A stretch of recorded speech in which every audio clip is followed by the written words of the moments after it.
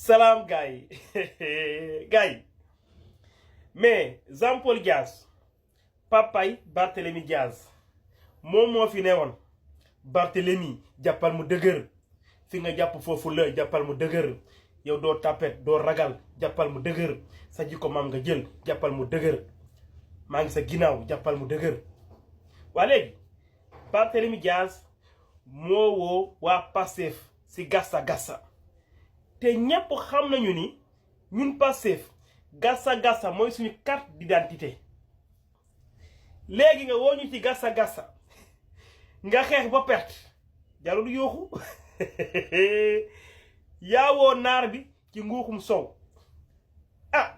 léegi nag jarul yooxu assumer rek.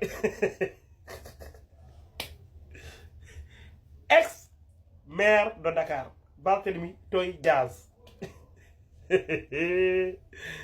am na moo gudd tànk.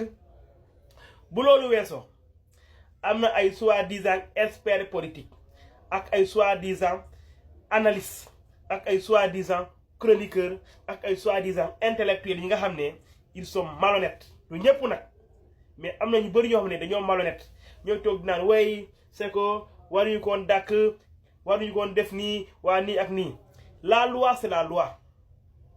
La loi ne varie pas selon les personnes. La loi c'est la loi. Elle est applicable sur tout le monde. Sans exception, la loi, elle doit être appliquée à toute personne ayant commis une infraction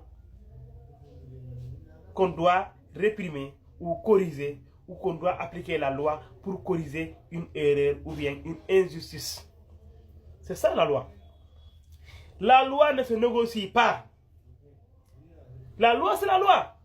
kon bàyyi leen yëfu saay yooyu toog naa ne way c'est que dañ ko war a bàyyi parce que moom doomu Jean-Paul Diaz la non xaritu Sonko la non xam na Diomaye non amul loolu. Même Ousmane Sonko, si la loi doit s'appliquer sur lui, la loi sera appliquée. Même Diomaye, si la loi doit être appliquée sur lui, la loi sera appliquée. Lolu moy doxal rew.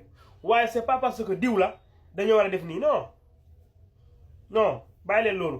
En plus amna ñi ne way Sonko bu defee lii waaw il va faire les mêmes erreurs que Macky Sall.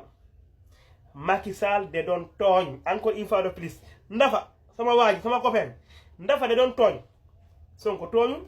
Sonko amul problème ak kenn. Barthélemy Diaz a un problème avec la loi. Il n'a qu'à aller régler ça avec la loi.